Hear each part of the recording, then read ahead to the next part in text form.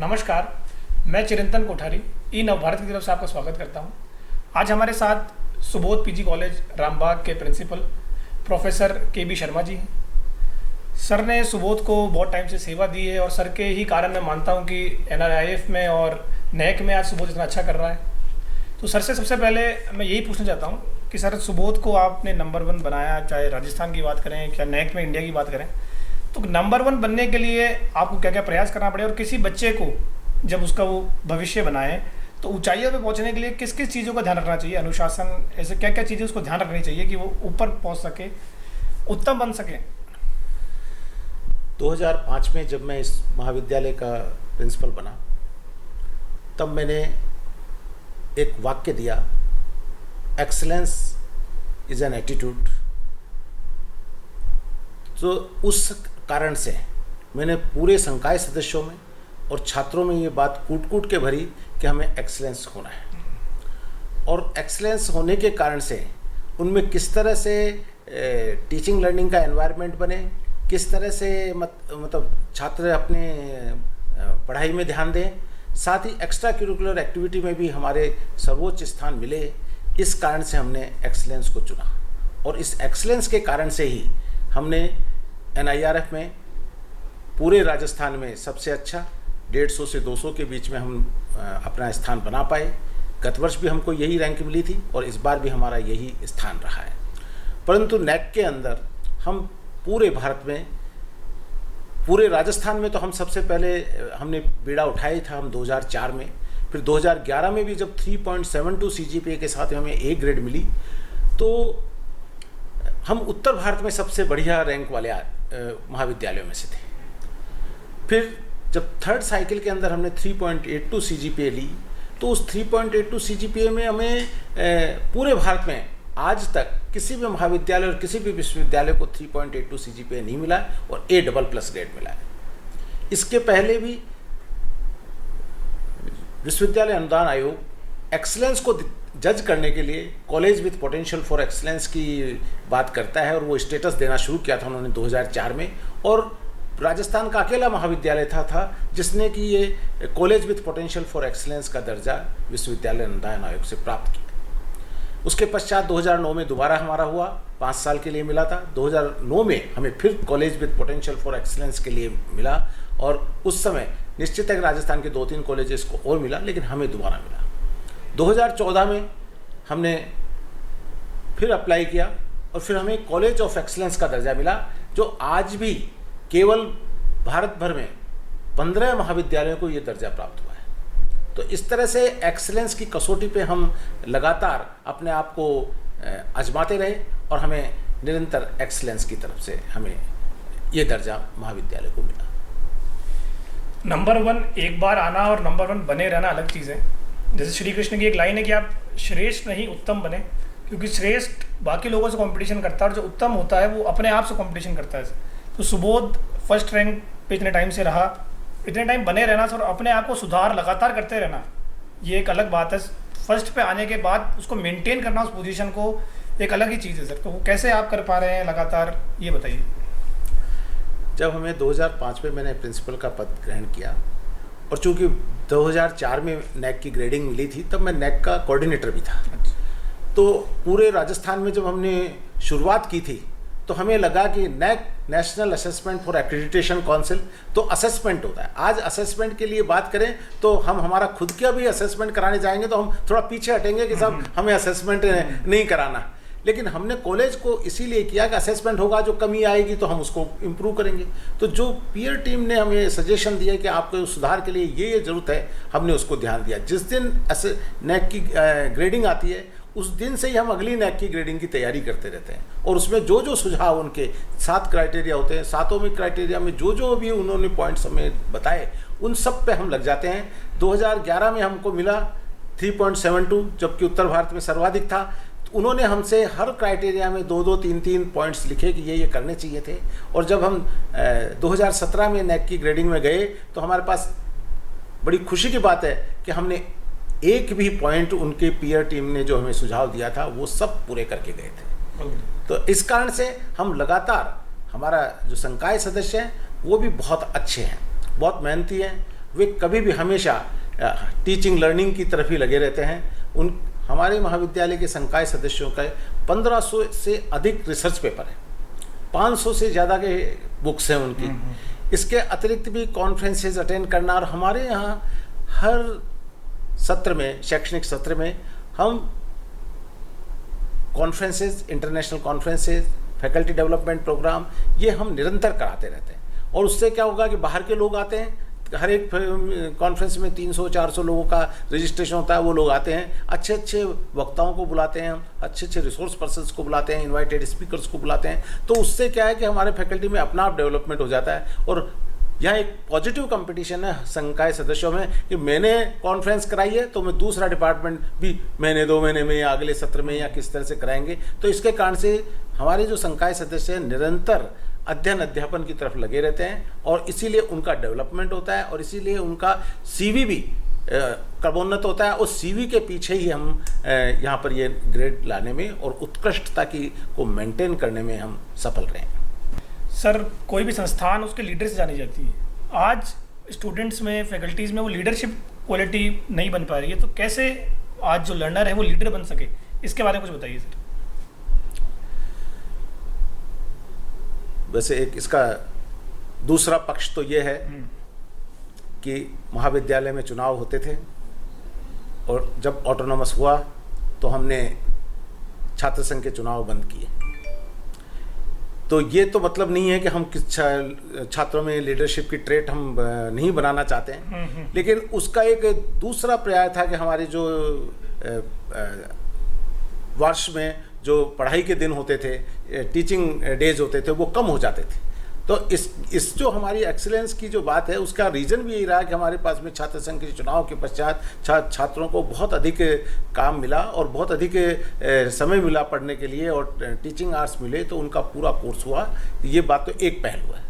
लेकिन चूँकि यदि छात्र भविष्य के निर्माता है, इसलिए निश्चित रूप से उनमें लीडरशिप ट्रेट करना भी हमारे महाविद्यालय की आवश्यकता है, और महाविद्यालय उनको इस लीडरशिप को बढ़ाने के लिए प्रत्येक डिबेट या जो एक्स्ट्रा करिकुलर एक्टिविटीज़ के लिए हमारी टीम कॉलेज की जाती है, कल्चरल प्रोग्राम में जाती है। NCC और NSS के अंदर भी हमारे महाविद्यालय का राजस्थान में श्रेष्ठतम अचीवमेंट है। पिछली बार NSS के लिए लगातार 3 वर्षों तक राष्ट्र का जो सर्वोच्च पुरस्कार है छात्रों के लिए, NSS वॉलंटियर स्वयं सेवकों के लिए, वो इंदिरा गांधी NSS पुरस्कार हमारे लगातार 3 बार जीता, हम 3 बार लेके आए। ये पूरे भारत का एक कीर्तिमान है। किसी भी महाविद्यालय को अभी तक लगातार 3 वर्षों तक लगातार नहीं मिला है, और मेरे अंदाज से तीन बार भी एक को मिला होगा, ये भी मैं नहीं कह सकता हूँ। इसके पश्चात कॉलेज को NSS के लिए अभी 24 सितंबर 2019 को ही हमारे माननीय राष्ट्रपति महोदय कोविंद जी ने भी हमें NSS यूनिट को भी अवार्ड दिया, जो राजस्थान में पहली बार किसी कॉलेज को NSS का अवार्ड मिला है। इस तरह से NCC की बात है। NCC में भी हमारे जो छात्र हैं 3-4 से लेकर के बिफोर लास्ट ईयर तो हमारे 9 छात्र रार्डी परेड में गए थे। एक कॉलेज से 9 छात्र या 3-4 छात्र भी यदि चुन जाते हैं, और जब वे राजपथ पर परेड में शामिल होते हैं या कमांड करते हैं या किसी और प्रधानमंत्री रैली का नेतृत्व करते हैं, तो निश्चित रूप से उनमें जो नेतृत्व की जो आती है वो बहुत अच्छा होता है। और इसीलिए यूथ एक्सचेंज प्रोग्राम जब भी पूरा, चाहे वो NSS का जाएगा या NCC का जाएगा, भारत से चाहे किसी भी देश में जाएं, तो राजस्थान से सुबोध कॉलेज का छात्र कैडेट जरूर होगा। तो इसलिए लीडरशिप के लिए हम उनको अभी हमारे कोई जो डिबेट में, कंपटीशन में या कोई और क्विज के कंपटीशन में यदि कोई कॉलेज, किसी भी कॉलेज में कहीं भी कंपटीशन होगा, तो हमारा छात्र वहाँ पे 1st, 2nd या 3rd तो लेके आएगा ही आएगा। तो इसलिए यही कारण है कि हम उन छात्रों की लीडरशिप को हम बढ़ाते हैं। सिर्फ चुनाव से लीडर नहीं बनते, लीडर बनाना एक प्रोसेस है।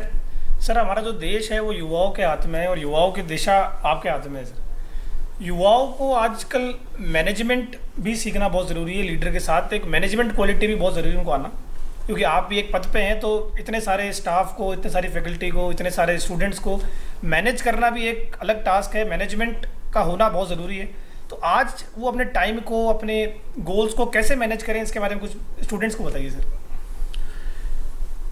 छात्रों को मैनेजमेंट के लिए मैनेजमेंट सीखने से पहले तो उनको परिश्रमी बनना चाहिए। परिश्रमी यदि वो होंगे और दृढ़ प्रतिज्ञ होंगे, किसी काम के प्रति उनकी ललक रहेगी, तो निश्चित है कि वो अच्छा कार्य करेंगे। इसलिए मेरा तो यही संदेश है छात्रों को कि वे अपना गोल निर्धारित करें, लक्ष्य निर्धारित करें, लक्ष्य निर्धारित करके उसके अनुरूप ही उसका कार्य करें। और यदि अच्छे एफर्ट, परिश्रम से यदि कोई काम किया जाता है तो निश्चित गोल प्राप्त होता है। लेकिन यदि आप अच्छा उद्देश्य ऊंचा नहीं रखेंगे और उद्देश्य में अपनी ये सोचेंगे कि यदि हम स्टेप में यदि पहले थोड़ा छोटा काम कर लें फिर बड़ा काम कर लें, तो फिर उस स्थिति के अंदर उनको उच्च लक्ष्य प्राप्त करने में परेशानी हो सकती है। हम सर हमेशा सुनते हैं कि जो हमारा सिस्टम है उससे रोज़गार नहीं मिल पाता, क्योंकि रोज़गार के लिए अलग प्रैक्टिकल ट्रेनिंग चाहिए, सिस्टम में थ्योरेटिकल ट्रेनिंग चल रही है। लेकिन सुबोध के लिए हमेशा सुनते हैं कि इसका रोज़गार बहुत अच्छा है, बच्चे बहुत अच्छा निकलते हैं, सबको प्लेसमेंट बहुत अच्छा जाता है। तो सुबोध में ऐसा क्या चीज़ हम करा रहे हैं जो बाकी कॉलेज या बाकी संस्थान नहीं करा रही, कि रोज़गार हम इतना अच्छा दे पा रहे हैं सर? सामान्यतः जो प्लेसमेंट ऑफिसेस होते हैं वो टेक्निकल कॉलेजेस में, प्रोफेशनल कोर्सेज में होते हैं। लेकिन हमने 10 साल पहले ही सेपरेट प्लेसमेंट ऑफिसर रख करके एक अलग ऑफिस का मेंटेन करते हुए हमने प्लेसमेंट ऑफिसर को रखा, प्लेसमेंट ऑफिस बनाया। और जो भी कंपनी आती है उसके लिए हम जैसा है प्रोफेशनल कॉलेजेस करते हैं कि 15 दिन की ट्रेनिंग उसी कंपनी के हिसाब से हम करते हैं। उसका कोई चार्ज नहीं लेते हैं लड़के से कि भाई तुम्हारा कम्युनिकेशन स्किल कर रहे हैं या कोई और FDP करा रहे हैं या ग्रुप डिस्कशन कर रहे हैं, हम उसके बारे में कभी किसी से कोई चार्ज नहीं लेते हैं और सिलेक्शन हो जाते हैं। तो जब उनका एक बार सिलेक्शन हो गया तो अगली बार भी वही कंपनी आती है कि आप, और उन स्टूडेंट्स की वहाँ जाके परफॉर्मेंस बहुत अच्छी होती है। तो बहुत अच्छी परफॉर्मेंस होती है तो वो दोबारा भी वो कंपनी आती है और वो कहती है नहीं आपके स्टूडेंट ने अच्छा किया तो हम दोबारा आना चाहते हैं आपके पास में।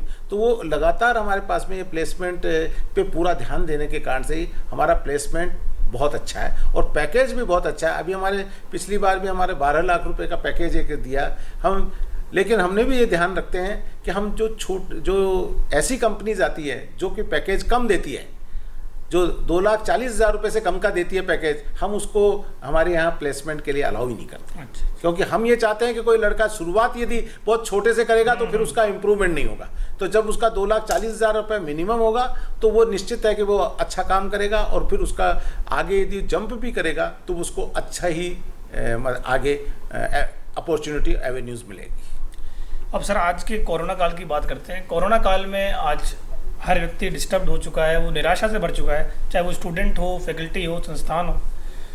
आप स्टूडेंट्स को इस कोरोना काल में और कोरोना काल के बाद क्या संदेश देना चाहते हैं? कोरोना काल में कैसे वो अपना काम करें, कैसे अपने वक्त का यूटिलाइजेशन करें, और कोरोना काल के बाद का जीवन कैसा होगा, इसके बारे में कुछ बताएं सर। कोरोना काल में जो हमने महाविद्यालय की तरफ से जो प्रयास किए, पहले तो मैं बता ही चुका हूँ कि हमारे सभी संकाय सदस्यों ने FDP, वेबिनार्स वगैरह ये बहुत मात्रा में किए और पूरा स्टाफ एंगेज रहा। कई लोगों ने तो 28, 30 से वेबिनार्स को अटेंड किया। तो निश्चित है कि उनको इस टीचिंग लर्निंग में लगे रहे तो उनका अच्छा रहा। इसके अतिरिक्त छात्रों की बात है जहाँ तक, क्योंकि हमारे पास में एक टेस्ट हो चुका था, दूसरा टेस्ट हमने कोरोना के कारण से कैंसिल किया हमने। लेकिन जो कोर्स कराने के लिए बात थी तो हमने ऑनलाइन क्लासेस लगाई। ऑनलाइन क्लासेस लगाने के बाद में जूम के द्वारा हमने उनको पढ़ाया, वीडियो लेक्चर्स किए और हमने जो बचा हुआ कोर्स था उसका पूरे के पूरे बचे हुए कोर्स का प्रत्येक सेक्शन के स्टूडेंट्स का उसके पढ़ाने वाले टीचर से वीडियो लेक्चर तैयार करी और वीडियो लेक्चर तैयार करा के उनको हमने दिया। निश्चित बात है कि ऑनलाइन की जो व्यवस्था या हमने जो की थी हमारी तरफ से तो पूर्ण थी, लेकिन जिन ग्रामीण परिवेश में या जहाँ इंटरनेट की व्यवस्था नहीं थी उन लोगों की ये बात आई थी कि भाई हम उसको नहीं देख पाए, तो हमने उनको ये भी कहा था कि भाई आप पर्टिकुलर टीचर से उसके नोट्स को किसी दूसरे माध्यम से या किसी तरह से ले लें तो ये कर। तो कोरोना काल में हमने छात्रों को पूरा जो पाठ्यक्रम की सामग्री है पूरी प्रोवाइड कराई, और जिससे कि मतलब उनका कोई नुकसान ना हो। लेकिन आज की स्थिति में जो आगे की स्थिति है कि परीक्षाएं होंगी, परीक्षाएं कब होंगी, परीक्षाओं के बाद में उनको प्रमोट कैसे किया जाएगा, और प्रमोट किया जाएगा तो परीक्षाएं और परीक्षा के माध्यम से होगा या बिना परीक्षा के ही होगा, ये भ्रांति छात्रों में है। मैं आज स्पष्ट करना चाहता हूँ कि ऐसी कोई सरकार की पॉलिसी नहीं है, न हमारे, चूँकि हमारा ऑटोनोमस कॉलेज है, हम किसी भी रूप में बिना परीक्षा लिए प्रमोट करने का पक्ष में नहीं है। यदि हम प्रोविजनल एडमिशन दे रहे हैं अभी हम नए छात्रों को, पुराने छात्रों को सेकेंड ईयर थर्ड ईयर में हम प्रोविजनल एडमिशन दे रहे हैं, लेकिन उनका जो प्रोविजनल एडमिशन तभी एडमिशन में कन्वर्ट होगा जबकि वे परीक्षा दे करके उत्तीर्ण होकर के ही अगली कक्षा में आएंगे।